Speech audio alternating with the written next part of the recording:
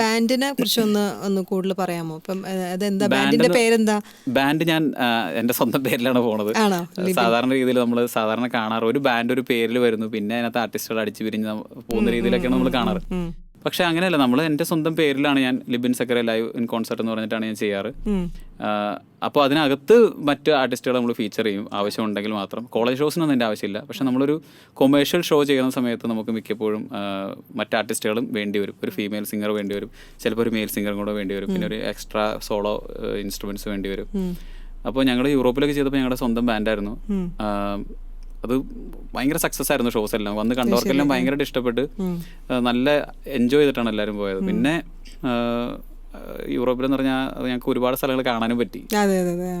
ഞങ്ങൾക്ക് ആഴ്ചയിൽ ഒരു ദിവസമായിരുന്നു ഷോ ഉള്ളൂ, ബാക്കിയുള്ള ദിവസം ഫ്രീ ആയിരുന്നു. അപ്പോൾ ജർമ്മനിയിൽ കുറെ സ്ഥലങ്ങൾ കണ്ടു.